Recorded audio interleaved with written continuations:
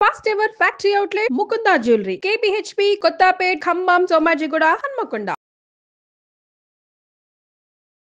నమస్కారం. సుమన్ టీవీ ప్రేక్షకులందరికీ స్వాగతం. మాఘమాసం మొదలవబోతోంది. ఫిబ్రవరి 10వ తారీఖు శనివారం నుంచి మాఘ శుద్ధ పాడ్యమి రోజు నుంచి మాఘమాసం మొదలవుతుంది. నెల రోజుల పాటు మాఘమాసం కొనసాగుతుంది. నెల అని చెప్తాం కానీ 30 రోజుల కంటే ఒక రోజున్నర ముందే మాఘమాసం వెళ్ళిపోతుంది. అయితే ప్రతి నెల మాసాలు మారుతూనే ఉంటాయి. ఏమిటి ఈ మాఘమాసం ప్రత్యేకత అంటే, మనకి ప్రత్యేకమైన మాసాలు కొన్ని చెప్పబడతాయి. చైత్రం నుంచి ఫాల్గుణ మాసం దాకా మొత్తం 12 తెలుగు నెలల్లో ఒక్కొక్క మాసానికి ఒక్కొక్క ప్రత్యేకత ఉంది. కొన్ని మాసాలలో విరివిగా పూజలు, వ్రతాలు, నోములు, పర్వదినాలు, పండుగలు, మనం విశేషంగా 10 రోజులు జరుపుకునే పండుగలు కూడా ఉంటాయి. కొన్ని మాసాలు కొంచెం సాధారణంగా వెళ్తుంటాయి. ఆ మాస ప్రత్యేకత దానిది. అయితే మొన్నటి వరకు మనం కార్తీక మాసంలో పొద్దున్నే తెల్లవారుజామునే లేచి వాపీకూప తటాకాదుల్లో స్నానం చేసి, తర్వాత శివారాధన, విష్ణువారాధన, సాలగ్రామార్చన, ఉసిరి చెట్టు కింద దీపం పెట్టడం, ఉసిరి కాయల్లో దీపం పెట్టడం, ఉసిరి చెట్టుకి పూజ చేయటం, అటువంటి ఎన్నో విశేషాలతోటి ఒక పూర్తి మాసాన్ని మనం కార్తీకంతో జరుపుకున్నాం. ఆ మాసంలో పురాణ శ్రవణము, పురాణ కథనము కూడా చాలా విశేషంగమైన విషయం. అప్పుడు మనం కార్తీక పురాణం చెప్పుకున్నాం, మీరందరూ విన్నారు కూడా. కార్తీకం తర్వాత వచ్చిన మార్గశిరం కూడా అత్యంత విశేషమైనది, అత్యంత ఫలప్రదమైనది. ఎట్లా మార్గశిర మాసంలో వచ్చేటువంటి ధనుర్మాసం చాలా ప్రత్యేకమైంది. ధనుర్మాసపు చివరిలోనే కొంత మటుకు వెళ్ళిపోయిన తర్వాత మనకి సూర్యుడు మకర సంక్రమణం చెందుతాడు. సూర్యుడు మకరంలోకి వచ్చేసరికల్లా ఈ మకర సంక్రాంతి రోజునే మహాపుణ్యకాలం అని, అక్కడి నుంచి ఉత్తరాయణం మొదలవుతుందని చెప్తాం. ఈ ఉత్తరాయణం అంటే ఏమిటి? సూర్యుడు తన నడకని కొంచెం కొన్ని డిగ్రీల ఉత్తరం వైపుకి వాలి నడవడం మొదలు పెడతాడు. ఈ నడక వాలి మొదలుపెట్టే కాలం అత్యంత ఫలప్రదమైన కాలమని, ఉపాసనా కాలమని చెప్తారు. అయితే దీంట్లో ఈ సూర్యుడు నడక మొదలు పెట్టంగానే వస్తున్నటువంటి లేదా మధ్యలో ఉన్నటువంటి పుష్యమాసము శూన్యమాసంగా చెప్పబడుతుంది. సూర్యుడి నడక మనకి చాలా ముఖ్యమైనప్పటికీ పౌష్యము సగం ఉన్నది కదా, ఇంకా అదేమో శూన్యమాసంగా చెప్తారు.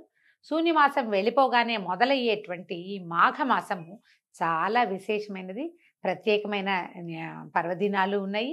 మాసం అంతా కూడా సూర్యారాధన చాలా విశేషంగా చేయబడుతుంది.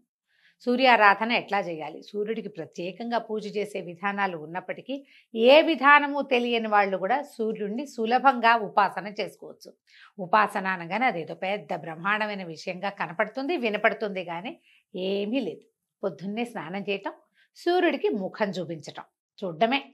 ఎదురుగుండా సూర్యబింబానికి ఇలా ఆయన ఇట్లా బయటకు వస్తూ ఉంటాడు, మనం చక్కగా ఎదురుగుండా నిలబెడతాం. సుస్నాతులై చక్కగా స్నానం చేసి, దీనికోసం మళ్ళీ మనం నదికో వాపీకూప తటాకాదులకో వెళ్ళక్కర్లా, ఇంట్లో స్నానం చేసినా సరిపోతుంది. వాపీకూప తటాకాదులకి ఏదైనా నదీ స్నానము, సముద్ర స్నానము చేస్తే మరింత ఫలప్రదము, విశేషము. చెయ్యలేకపోయినా తప్పులేదు. ఇంట్లో స్నానం చేసిన సూర్యోదయం అవ్వగానే సూర్యబింబాన్ని చూసి, మనకి అవకాశం ఉండి కుదిరితే ఓ చిన్న రాగి పాత్రలో కాసిన మంచినీళ్ళు తీసుకుని, అందులో ఓ తులసి దళమో 2 అక్షింతలో ఓ చిన్న పువ్వో వేసి సూర్యుడికి ఆ చెంబు చూపించి నమస్కారం చేసి, ఆ చెంబులో ఉన్న నీళ్ళని సూర్యుడి కోసం అర్ఘ్యమిస్తున్నట్టుగా భావించి, మంత్రాలు వచ్చిన వాళ్ళు మంత్ర విధానం చెప్పుకుంటారు, మనకి రాదు, మనం ఇలా చేయొచ్చు. ఏదైనా పచ్చని చెట్టులో ఆ నీరుని సూర్యుడికి చూపిస్తూ గనక పోసేస్తే సూర్యారాధన పూర్తయిపోయినట్టే. మీరు విశేషంగా చక్కగా పాలతోటి పాయసం ఉండి నివేదన పెడతాము అంటే మహత్తరంగా ఉంటుంది. అది సాగకపోయినా నమస్కారము, అర్ఘ్యప్రదానము చాలా విశేషాన్ని సంతరించుకున్నాయి. ఈ నెల రోజులు గనక సూర్యారాధన, సూర్యోపాసన చేసిన వాళ్ళకి ఆరోగ్యం సిద్ధిస్తుంది అని చెప్తారు. ఇది చాలా విశేషమైనదని, ఎన్నో రకాల పాపాలు చేసిన వాళ్ళు కూడా ఈ ఉపాసన వల్ల దాన్ని పోగొట్టుకోగలుగుతారని చెప్తారు. కార్తీక మాసంలో లాగానే ఈ మాఘమాసంలో కూడా మాఘ పురాణం వింటాం, అంటే మాఘమాస మహాత్మ్యాన్ని వినడం కూడా చాలా మంచి విషయం. మాఘమాస వైశిష్ట్యాన్ని చెప్పేవాళ్ళు, వినేవాళ్ళు కూడా తరిస్తారని, ఎన్నో రకాల పాపాలు అవి పోగొట్టుకోవచ్చని, తర్వాత ఆరోగ్యం కూడా సిద్ధిస్తుందని చాలా విశేషంగా చెప్పబడింది. సో ఈ రోజు నుంచి రోజు పొద్దున్నే లేదా ముందు రోజు సాయంత్రం అయినా మనం మాఘ పురాణం చెప్పుకుందాము. సాయంకాలము రిలే మన వాళ్ళు ట్రాన్స్మిట్ చేస్తారు, పొద్దున కూడా వస్తుంది. కుదిరితే ముందు రోజే వినండి, లేదా మర్నాడు పొద్దున, మధ్యాహ్నం, సాయంత్రం, రాత్రి లోపల ఎప్పుడు కుదిరితే అప్పుడు మాఘమాస వైశిష్ట్యాన్ని తప్పకుండా వినండి. ఇది ఒక మంచి అవకాశం కదా. సోషల్ మీడియా వచ్చాక మనకి చాలా మంచి మంచి అవకాశాలు లభిస్తున్నాయి. అందులో ఈ పురాణ శ్రవణాలు ఒకటి. పుస్తకం మనమే తెచ్చుకుని చదువుకోగలిగితే చాలా బాగుంటుంది. కానీ మరి అది పని చేయగలమో లేదో. చేయగలిగిన వాళ్ళు చక్కగా పుస్తకం పెట్టుకుని దేవుడి దగ్గర కూర్చున్నప్పుడే పూజ చేసేసుకోవటము, మాఘ పురాణం చదువుకోండి. అవకాశం లేని వాళ్ళు హాయిగా వినండి, చక్కగా చెప్తాను, సంతోషంగా విని పూజ చేసుకోవటము సింపుల్ పూజే. కానీ తప్పకుండా సూర్యారాధనని మీ జీవితంలో భాగం చేసుకోండి. పిల్లలకు కూడా దీన్ని అలవర్చండి. సో ఇవాళ నుంచి మన మాఘ పురాణం మొదలు పెడతాం. ఏం చెప్తున్నారో చూద్దాం. మాఘ పురాణంలోని మొదటి అధ్యాయంలో ఉన్నాం. భరతభూమి పవిత్రమైన పుణ్యభూమి. ఇందు నైమిషారణ్యము సకల పురాణ పురుషులకు, మహాయోగులకు, మహర్షులకు నిలయమైనది. అందు సౌనకాది మహామునులు లోక కళ్యాణార్థము ఒక మహాయజ్ఞాన్ని తలపెట్టారు. మరి మహర్షుల జీవితం అంతా మానవ శ్రేయస్సు కొరకే కదా. నిజంగా చూడండి, మనకి 12 నెలలు ఉన్నాయి. జనరల్గా మనం ఏం చెప్పుకుంటామండి, పోయింది పొల్లు, ఇవాళ రోజు పోతే నిన్నటి రోజు పోయింది, ఇవాళకి రాదు, ఏది రాదు. నిన్న చేసేసింది ఏది ఇవాళ మనం మార్చలేము. ఒక్క నిమిషం కూడా పోయిన కాలం తిరిగి రాదు. కానీ మనకి నెలలు మాత్రం తిరిగి వస్తాయి, ఆ ఋతువులు తిరిగి వస్తాయి, పర్వదినాలు తిరిగి వస్తాయి. ఈ సంవత్సరం మాఘమాసం ఏమీ చేయలే, పొద్దున్నే ఒక్కరోజు కూడా పొద్దున్నే లేచి సూర్యుడి మొహం చూడలేదు. వచ్చే సంవత్సరం చూడు పోని, నిరుడు చూడలేదు, ఈ ఏడాది చూసేందుకు మనకు అవకాశం ఇస్తుంది. మిగిలినవన్నీ వెళ్ళిపోతాయి కానీ ఇవి మాత్రం వెళ్ళవండి. మనం పోగొట్టుకున్న కాలం పోతుంది. కానీ పర్వదినాలు, మంచి అద్భుతమైన ఋతువులు, అద్భుతమైన మాసాలు, పూజా విధానాలు ఏటా సైకిల్ చక్రంలాగా తిరిగి కిందున్న చుక్క మళ్ళీ పైకి వస్తూనే ఉంటుంది. మనకు అవకాశం ఇచ్చారు. అది ఇచ్చినది ఎవరు? మన మహర్షులే. వాళ్ళకి ఎప్పుడూ కృతజ్ఞులుగా ఉండాలి. తప్పకుండా ప్రతి మనిషి ఋషి రుణం తీర్చుకోవాలట. ఋషి రుణం తీర్చుకోవాలంటే ఏముంది, వాళ్ళు చెప్పిన విధానాన్ని పాటిస్తే సరిపోతుంది. అంతకంటే పెద్దగా ఏం చేసి ఎక్కర్లేదు. మన జీవితం నుంచి ఏది తీసి ఇవ్వక్కర్లా. ఇది చేయండి అని చెప్పారు, చేస్తే సరిపోతుంది. తలపెట్టిన మహాయజ్ఞం పరిసమాప్తం అవటానికి ఒక పుష్కర కాలం పడుతుంది. సత్రయాగం అంటారండి, 12 సంవత్సరాలు పడుతుందట. ఈ యజ్ఞము నిర్విఘ్నంగా కొనసాగటం కోసం నైమిషారణ్యంలోని గోమతి నదీ తీర ప్రాంతాన్ని యజ్ఞస్థలంగా ఎంచుకొని ఒక శుభముహూర్తంలో మహాయజ్ఞాన్ని ప్రారంభించారు. ఆ యజ్ఞాన్ని చూసి తరించాలని భరతఖండంలోని నలుదిక్కుల నుంచి తపోధనులు ఎందరో వచ్చి యజ్ఞశాల సమీపంలో నివాసం ఏర్పరచుకున్నారు. అందులో శతాధిక వృద్ధులు, సకల శాస్త్ర పారంగతులు, వేద పండితులు, బ్రహ్మతేజస్సుతో విరాజిల్లే తపోధనులు, మునికుమారులు ఇత్యాదులు ఎందరో ఉన్నారు. అనుభవశాలుడైనటువంటి మునీశ్వరులు ఎందరో తమ తమ శిష్య బృందంతో, పరివారంతో, మహర్షులతో, వేదశాస్త్ర మంత్ర కోవిదలతోటి తండోపతండాలుగా ఈ యజ్ఞశాలని చేరుకున్నారు. ఈ యజ్ఞశాల అంతా వీళ్ళందరితోటి కిటకిటలాడిపోతోందట. సకల లోక కళ్యాణార్థమై 12 సంవత్సరాల పాటు ఏకధాటిగా సాగే ఆ మహాయజ్ఞానికి సకల శాస్త్ర పురాణ కోవిదుడు, పురాణములు చెప్పుటలో ఔపోసన పట్టిన దిట్టయు అయినటువంటి సూత మహర్షి కూడా తన శిష్య బృందంతో వేంచేశాడు. ఆ మహాయజ్ఞ నిర్వహణ కార్యక్రమాల్లో నిమగ్నమయ్యాడట. సూత మహాముని కథలు ఒక విషయము మనం ఎన్నో కథల్లో వింటామండి. అయితే సూత మహాముని చాలా విశేషమైన వాడు. మనకి చాలా వ్రతగాథల్లో సూత మహాముని ఇట్లా చెప్పడం మొదలుపెట్టాడు. సూత మహామునే మహాభారతాన్ని ఇంకొకళ్ళకి చెప్పాడు. నలదమయంతుల కథ సూత మహామునే చెప్పాడు. ఇట్లా సూత మహర్షి ఎందరికో ఎన్నో రకాల పురాణ గాథల్ని తెలియజేశాడు. ప్రఖ్యాత పౌరాణికుడు అనమాట. మాలాంటి వాళ్ళకి ఆదర్శప్రాయుడు. ఆయనకి దండం పెట్టుకుని ఏదైనా మొదలు పెట్టాలి కథ చెప్పటం. సూత మహర్షి రాకతోటి ఆ ప్రాంతమంతా సంతోష సాగరంలో మునిగిపోయింది. అక్కడున్న సమస్త జనులు సూతుల వారి ఆశీర్వాదంతో, పర్యవేక్షణతో యాగం నిరాటంకంగా కొనసాగుతుందని ఆనందించారు. ఎంతో ఆనందంగా ఉన్నారట. ఈయన చాలా పండితోత్తముడు. వేదశాస్త్ర ఇతిహాసాది సమస్త విద్యల యందు ఆరితేరినవాడు. ఆమూలాగ్రం సకల శాస్త్రాలు తెలిసినవాడు. ఇవన్నీ కూడా కరతలామలకాలట. ఆయనకి చేతిలో ఉన్న ఉసిరికాయలు లాంటివి అన్నమాట. వారి ముఖం నుంచి నిత్యము బ్రహ్మతేజస్సు ప్రకాశిస్తూ ఉంటుంది. ఆయన నిత్య మందస్మిత వదనారవిందుడు, ఎప్పుడూ చక్కగా నవ్వుతూ ఉంటాడట. బహుముఖ ప్రజ్ఞాశాలి అయినటువంటి సూత మహర్షికి అక్కడ ఉన్న వాళ్ళంతా అనేక నమస్కారాలు చేసి స్వాగత సత్కారాలు చేశారు. ఆయన్ని వేనోళ్ళ పొగిడారు. నీ వల్ల నీ రాక మాకందరికీ ఆనందదాయకంగా ఉంది. నీ వల్ల ఈ సభా వేదిక అన్నీ పావనమైనాయని పదే నమస్కారాలు చేసుకుంటూ ఏమన్నారంటే, ఇంత రోజుల నుంచి మేము ఇక్కడికి వస్తూ నువ్వు వస్తావని ఎదురు చూస్తున్నాము. నీ నుంచి ఎన్నో విధములైనటువంటి పురాణ గాథల్ని తెలుసుకోవాలని ఉవ్విళ్ళూడుతున్నాం. మమ్మల్ని ఆశీర్వదించి మా అభిష్టాన్ని నెరవేర్చండి అని చెప్పారు. ఉదయకాలం అంతా యజ్ఞంలో మునిగి ఉండేవాళ్ళు. సాయంకాలం పూట ఈ పురాణ గాథా శ్రవణం జరుగుతూ ఉండేదట. ఆయన వాళ్ళందరి కోరికని గ్రహించి జనులారా, లోక కళ్యాణార్థం ఇంతటి మహాయజ్ఞాన్ని తలపెట్టడం నాకెంతో ఆనందాన్ని కలగజేస్తోంది. ఇది ఎంతో శ్లాఘనీయమైంది.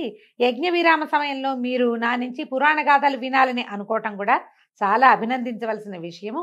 పుణ్యకార్యములందు పురాణ ప్రవచనములు చేయుట మిక్కిలి పుణ్యదాయకము. మిమ్మల్ని అందరినీ నా శక్తి కొద్దీ పురాణ ప్రవచనం చేసి తృప్తిపరచగలను. ఇదే నా విద్యుక్త ధర్మం. తప్పకుండా మీ కోరిక నెరవేరుస్తానని చెప్పాడు. ముందంతా యాగంలో మునిగారు. చాలా పనులు ఉంటాయి యజ్ఞం అంటే. ఇప్పుడే యజ్ఞాలు చాలా పెద్దవండి. పురాతన కాలంలో ఇన్ని అవకాశాలు లేని చోట అప్పుడు మరింత కష్టంగా ఉండేది. యజ్ఞం చాలా పెద్ద క్రియ. సంతోషించి సౌనకాది మునులందరూ కూడా సూత మహర్షిని అర్ఘ్యపాద్యాదులతోటి పూజించి తగు రీతిన సత్కరించి ఉచితాసనం మీద ఆసీనుల్ని జయించారు. సరే, క్రమంగా మొత్తం యజ్ఞము వ్యవహారము అన్నీ మొదలు పెట్టారనమాట. సరే, పొద్దునంతా ఈ వ్యవహారం అయిన తర్వాత సాయంకాలము కొంచెం విశ్రాంతి తీసుకున్న తర్వాత ఆయనకు ఒక ఆసనం ఏర్పరిచి ఆయన అక్కడ కూర్చోబెట్టి ఈ శౌనక మహాముని చెప్తున్నాడు అనమాట. నీ ద్వారా మేము అనేక ఇతిహాస రహస్యాలు అందులో సారాన్ని గ్రహించాం తండ్రి. వీలైనప్పుడల్లా తమరు మాకు అనేక రకాల కథా కాలక్షేపంతో పాటు నీతి శాస్త్రాన్ని కూడా బోధిస్తూనే ఉన్నారు. అయినా కూడా ఇది ఒక అంతులేని సముద్రం వంటిది. మీరు సమస్త లోకాల యందు సంచరిస్తూనే ఉంటారు కాబట్టి సిద్ధపురుషులైన మీ నుంచి ఎప్పటికప్పుడు కొంగొత్త విషయాల్ని నేర్వవలనే కోరికతోటే ఉంటాము. మాకు తెలియని విషయాలు ఏమైనా ఉంటే విరామ సమయాల్లో వినిపించండి. ఇది విరామం కాబట్టి ఇది చెప్పమన్నారట. అయితే ఈయన ఏమన్నాడు, సౌనకాది మునులారా, మీ మనసులోని కోరిక నేను గ్రహించాను. మీరు వినదగిన నాకు తెలిసిన పురాణ గాథలన్నిటి శాయశక్తులా మీకు వినిపిస్తాను. ఈ పుణ్యకథలు చెప్పటం వల్ల, ఇప్పుడు యజ్ఞ సమయంలో చెప్పడం వల్ల మీకు మంచిది, నాకు కూడా మంచిది. శ్రద్ధగా వినండి అని ఒక కథ చెప్పడం మొదలుపెట్టారు. ఏం చెప్తున్నారు వీళ్ళంతా? ధన్యోస్మి అని ప్రతి వాళ్ళు నమస్కారాలు చేశారు. కథలు వినటం ఎవరికైనా ఇష్టమేనండి.